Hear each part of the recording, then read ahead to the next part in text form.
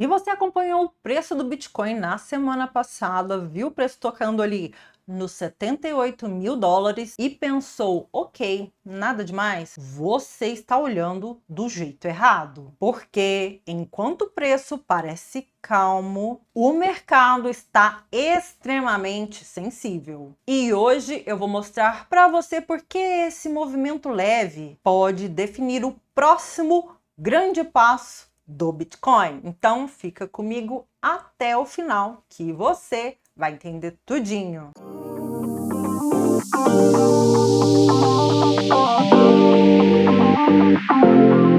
Na semana do dia 20 ao dia 26 de abril, o Bitcoin abriu a segunda-feira subindo até os 76 mil dólares. Manteve a alta na terça-feira e na quarta-feira foi lá beijar os 80 mil dólares. Chegou ali na região dos 79.400. Tem aquela resistência, né, na região dos 80 mil dólares bem nítida, até porque o preço não ultrapassou essa região. Então a gente tem uma demanda vendedora na região dos 80 mil dólares. Então, depois de romper a região dos 75 mil dólares, o Bitcoin demonstrou resiliência, força e recuperação, porém sem euforia. A estrutura da semana passada foi muito clara. Fundo mais alto, movimento gradual, subida gradual do preço e o mais importante, uma sustentação acima do nível chave. Obviamente isso não é uma explosão,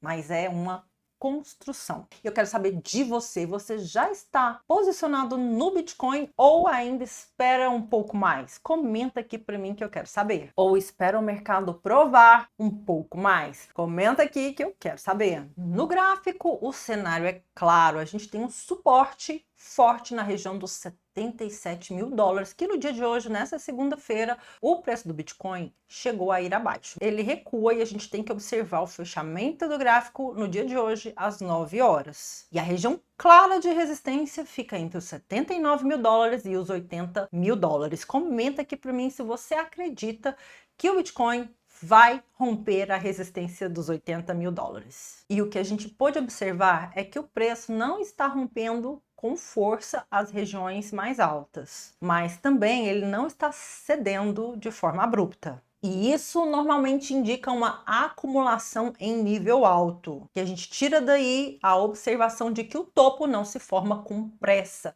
se forma com construção. E o que a gente pode observar como um todo em abril é que o Bitcoin cada vez mais se comporta como um ativo de risco tecnológico, reagindo fortemente ao balanço das Big Techs americanas e também às expectativas de corte, de manutenção ou de subida das taxas de juros dos Estados Unidos pelo Federal Reserve. A famosa correlação entre ativos tecnológicos da Nasdaq com Bitcoin sofreu um descolamento. Enquanto o Nasdaq atingiu novas máximas históricas, o Bitcoin lateralizou, mostrando um comportamento independente e em alguns momentos até uma correlação negativa. Então, o que está guiando o mercado nesse abril de 2026?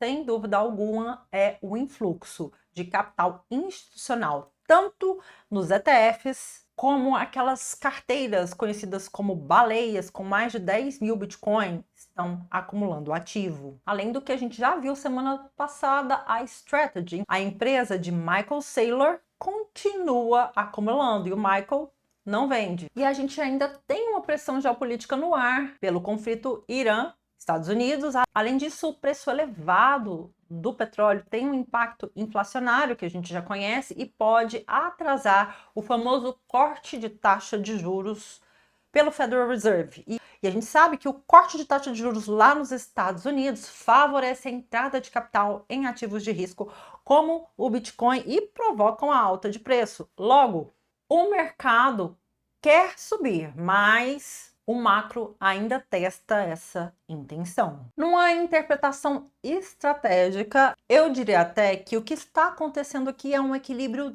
delicado. De um lado, fluxo institucional, ETFs sustentando a demanda e a estrutura pós-halving ainda ativa. De outro lado, temos um macro mais rígido, a liquidez seletiva e uma certa sensibilidade do Bitcoin em relação a qualquer mudança no dólar. E é perceptível que esse não é um mercado fraco, é um mercado exigente, ele não está expulsando todo mundo, ele está selecionando os investidores. E agora aquele momento futurístico em que a gente vai traçar os possíveis cenários básicos a partir do que temos constatado hoje no preço do Bitcoin. O cenário verde é um cenário de continuação de alta. Se o Bitcoin romper a faixa entre os 79 e 80 mil dólares, pode buscar continuidade e entrar numa nova pernada de alta. O cenário amarelo é o cenário de lateralização ou acumulação. Se o Bitcoin continuar entre 77 mil dólares e 79 mil dólares, é um mercado que segue acumulando antes de decidir o próximo movimento. Agora, o cenário vermelho é um cenário de correção.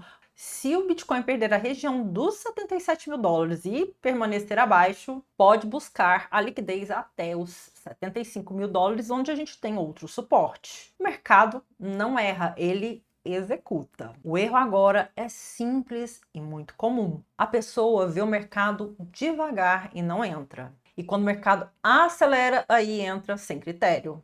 O que fazer então?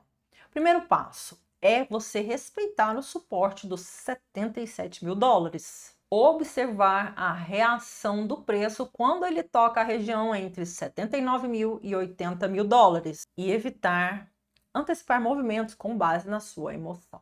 E se lembre que é muito difícil você acertar o topo do preço ou o fundo, mas é essencial você não se perder no caminho. Se essa leitura ajudou você a organizar a sua cabeça nesse mercado, já deixa o like para mim agora. E se você sente que o mercado anda, você não está confortável, talvez não seja o mercado. Talvez seja a forma como você está lendo ele. E isso muda tudo. E eu compartilho esse tipo de leitura de forma mais profunda para quem quer parar de operar no impulso, começar a entender o jogo como ele realmente funciona. E pega essa, o que importa não é o preço do Bitcoin agora, é como o preço chegou até onde está e o que está sustentando esse movimento. O preço reage, o contexto explica. E quem entende isso se posiciona melhor.